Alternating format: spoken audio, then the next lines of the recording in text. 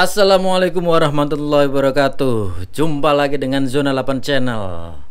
Salam Kopastus.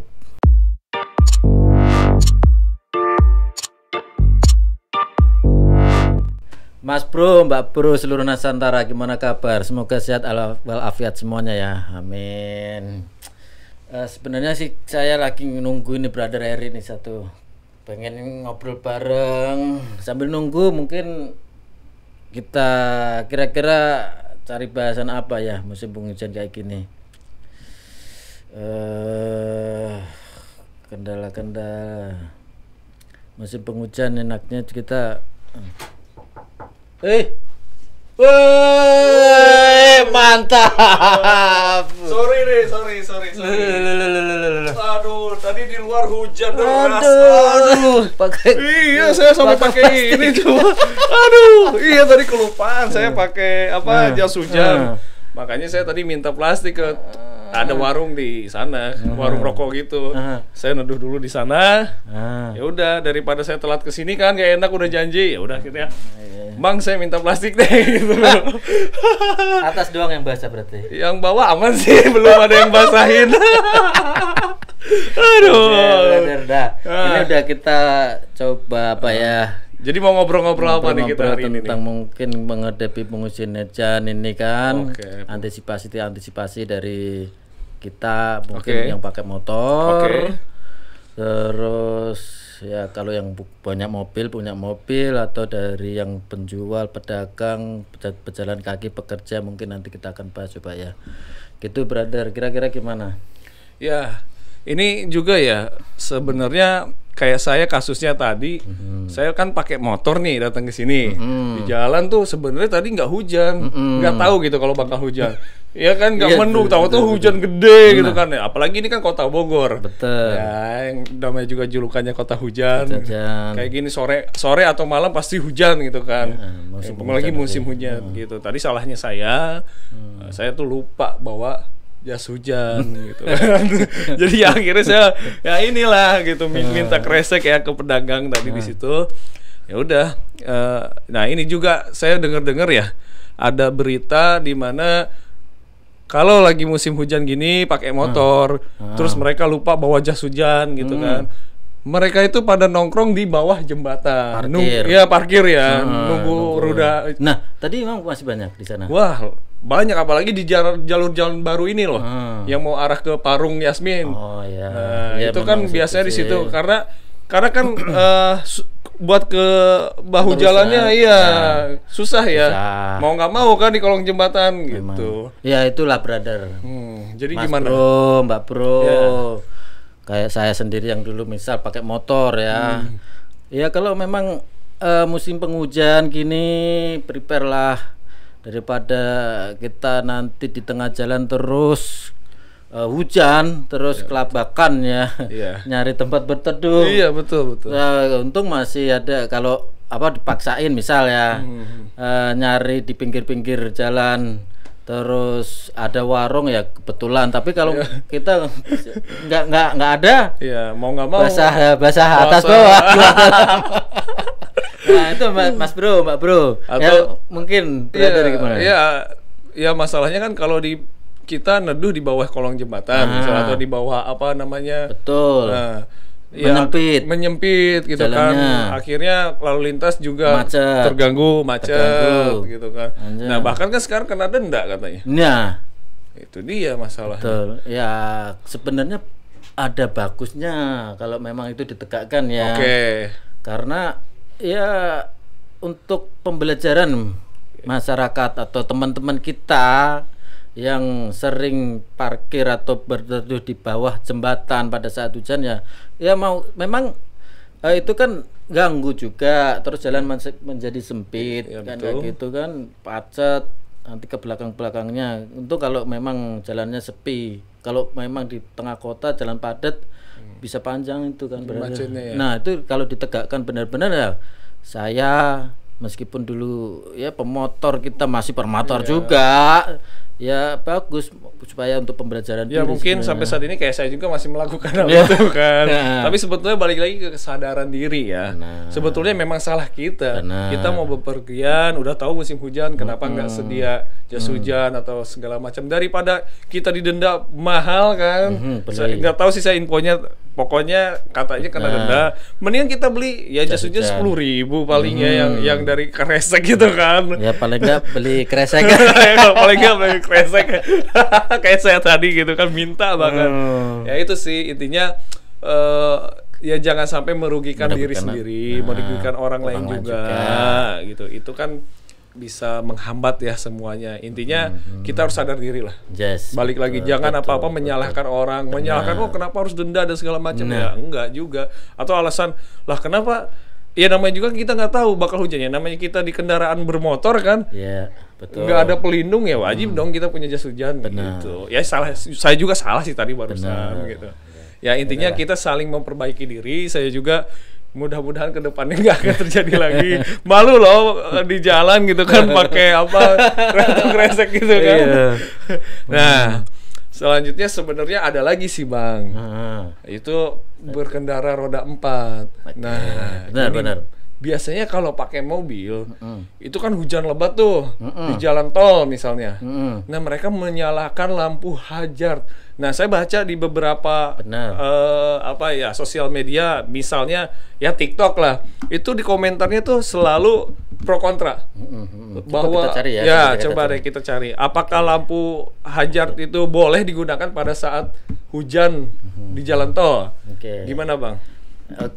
Iya sih, memang dulu sering kalau kita juga pakai mobil di tol, tiba-tiba hujan deras, itu terus pada nyalain hazard kayak gitu, kita juga ngikutin karena kita belum tahu. Nah, kita coba ulik lah, kita cari tahu.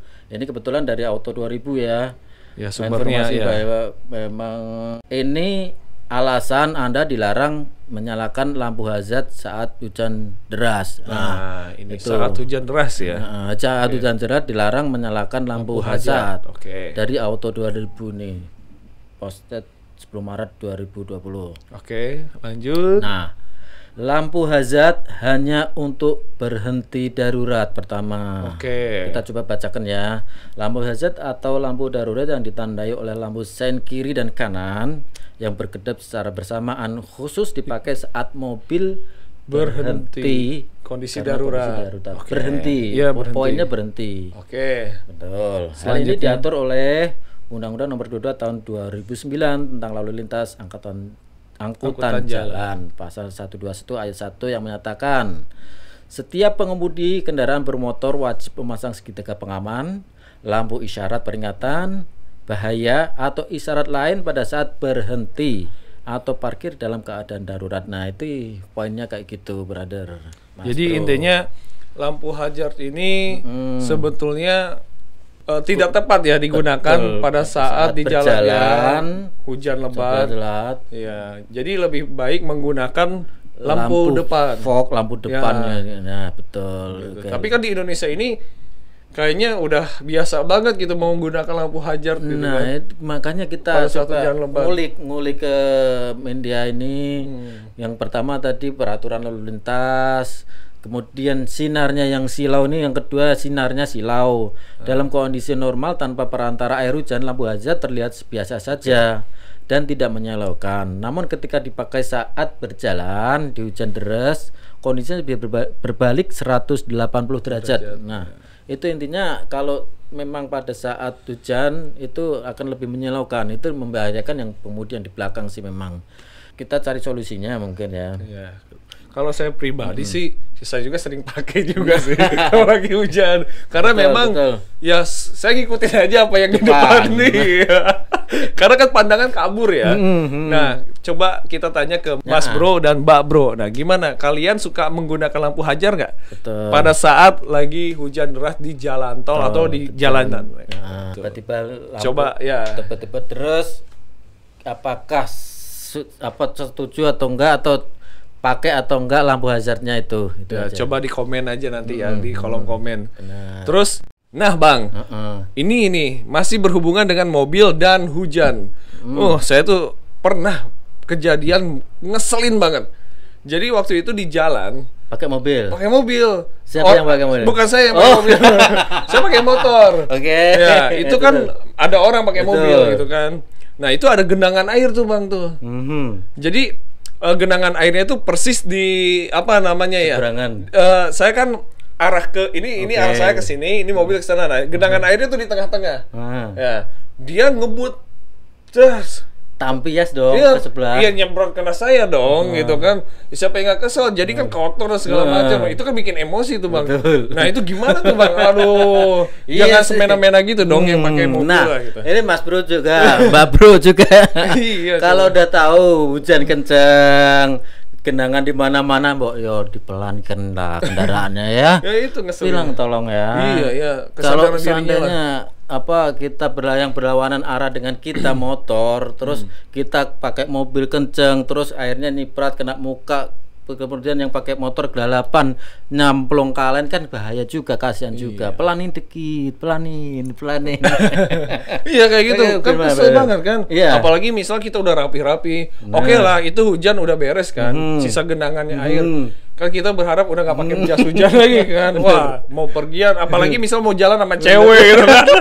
Atau kita bawa cewek kan. Wah, malunya luar biasa. Mending kalau si mobil itu berhenti dulu minta maaf. Wah, enggak, ini selonong gas aja. Gaspol. Iya, makanya. Nah, ini dia nih permasalahan. Balik lagi kesadaran diri ya. Jadi yang pakai motor tadi juga orang introspeksi diri. Ya kalau bisa prepare lebih baik. Lebih baik. Jadi bawa jas hujan lah gitu. Jangan sampai menyalahkan neduh di kolong jembatan nggak prepare, padahal dia sendiri yang salah gitu kan. Iya, seenaknya pas didenda nggak mau. Dan ini yang pakai mobil juga jangan seenaknya gitu, kena genangan air main hajar aja kan. Akhirnya nyiprat ke sebelah pengendara yang ada bencana kan. Berantem akhirnya atau bikin celaka kan. Nah, itu dia sih sebetulnya. Nah, kalau yang pakai motor juga waspada juga kalau lagi hujan nih.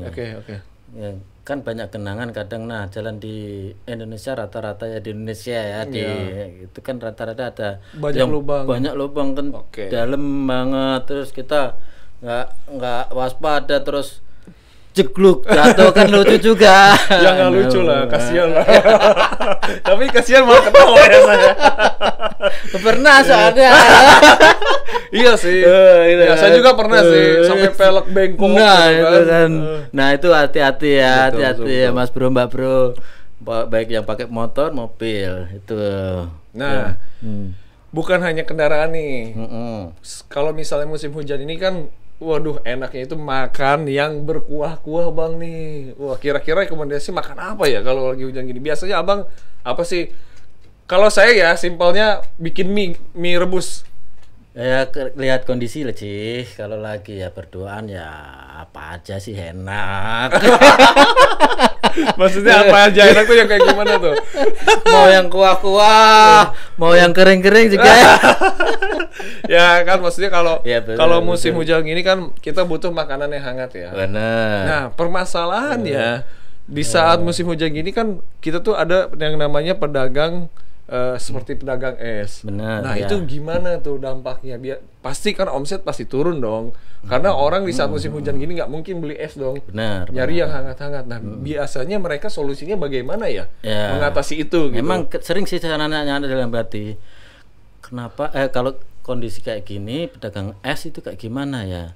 Tapi ya mungkin mereka cari solusi dengan berdagang yang hangat-hangat, misal jualan jagung rebus, kacang rebus, wedang bandrek, wedang ronde, atau mungkin kalau cuma mereka melihat apa ya namanya, kan nggak mungkin juga sih hujan sampai seminggu berturut-turut ya. Mungkin 2 hari bertahan nggak jualan juga mungkin masih mampu sih mungkin mereka ya tetap kasihan, cuma ya gimana lagi sih kondisi kayak gini, kecuali yang udah existing atau yang udah settle esnya mungkin ya, yang penting yang punya merek lah ya, mereka mungkin nggak berpengaruh gitu di saat musim hujan atau musim panas, ya omset masih tetap sama lah ya, karena mereka sudah punya peminatnya masing-masing. Tapi kan yang masih baru mulai nih, baru buka es gitu kan, jualan es, tahu-tahu musim hujan sepi kan, akhirnya yang jualan jadi drop gitu loh bang. Bener memang sih. Ya down kan, mental jadi aduh kok gak laku-laku ya gitu. Bener. Nah mungkin Mas Bro atau Mbak Bro punya solusi nih buat yang apa namanya ya, yang jualan es. Nah mengatasi apa di musim hujan gini supaya tetap eksis jualan esnya, atau misalnya kalian memang merubah dari jualan dingin jadi ke jualan panas, misalnya kayak tadi bandrek, terus bajigur, wedang jahe, itu bagus juga sih. Ya coba tolong komentar buat yang jualan es, gimana cara mengatasi ketika lagi musim hujan ini. Benar. Ya. Jangan bilang jual es rebus ya. Es panas ya. Es panas. Ya, gitu. Nah, jadi selanjutnya bang, saya mau tanya lagi nih. Ya kita ngobrol aja tentang, nah ini yang terakhir nih, apa yang mau berangkat kerja, yang tidak pakai kendaraan ya, yang nggak pakai kendaraan, ibaratnya kalau laju, ya jalan kaki atau pakai umum lah. Pernah juga sih ngalamin kayak gitu ya. Ya pada intinya memang persiapan pertama. Kalau lihat kondisi lagi agak mendung ya, kita udah pagi jam 6 bangun, ya udah segera bangun persiapan untuk berangkat,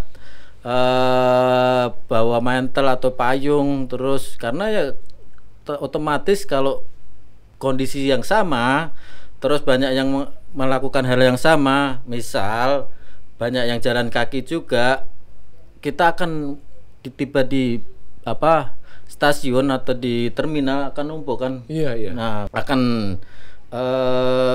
antri yang panjang, terus bisa-bisa kan telat atau memang sengaja supaya telat dari kantor. Saya pernah ngalamin juga.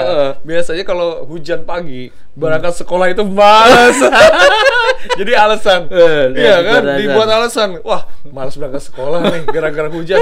Padahal bukan gitu loh. Padahal ya memang kitanya aja alasan. Tapi ya seharusnya jangan lah. Jangan dijadikan alasan lah. Mau hujan itu berkah.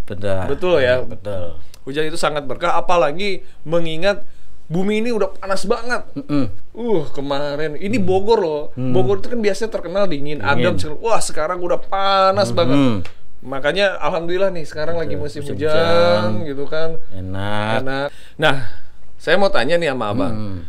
Kan cuaca ada panas sama dingin. Adem loh.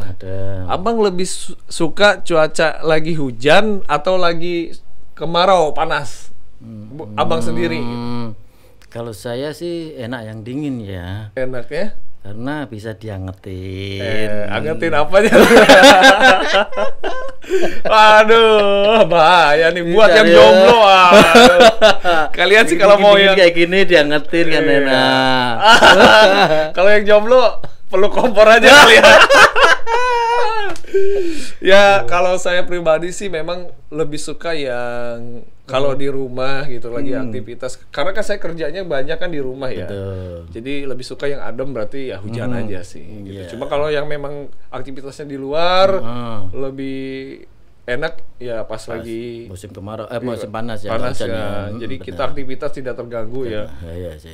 Jadi apa ya, mobilitasnya lebih bagus lah, lebih lancar. Jadi gimana nih Bang nih kesimpulannya tadi? Kesimpulannya kita apa kira-kira? Yang pertama, kalau berjalan kaki harus prepare juga, payung, berangkat lebih pagi supaya nggak kena antrian, sehingga ke kantornya tidak terlambat atau ke sekolah kuliah nggak terlambat. Setuju.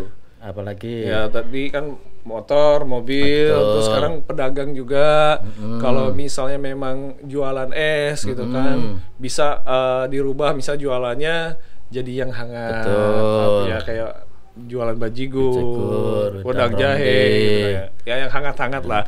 Atau kalau yang kalian udah punya nama ya nggak, ya mungkin nggak masalah ya. Sedikit mungkin penurun omset sedikit aja ya. Dan tolong berbagi juga infonya gitu kan saat musim hujan buat pedagang. Nah, buat yang kerja juga janganlah males-malesan gitu kan, jangan jadikan alasan gitu, tetap semangat. Bagaimanapun hujan tuh berkah. Rezeki.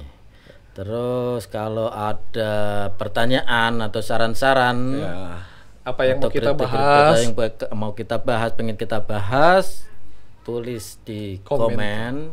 Kita akan coba bahas permintaan Mas Bro, Mbak Bro semuanya. Oke, ngobrol-ngobrol kali ini kita sudahin ya. Kita mau cari hangat-hangat nih kayaknya nih. Maksudnya gorengan. Kalau yang jomblo sih meluk kompor. Oke, Mas Bro, Mbak Bro, terima kasih atas nonton video ini. Sampai jumpa di video yang lain. Wassalamualaikum warahmatullahi wabarakatuh. Salam Kopastub.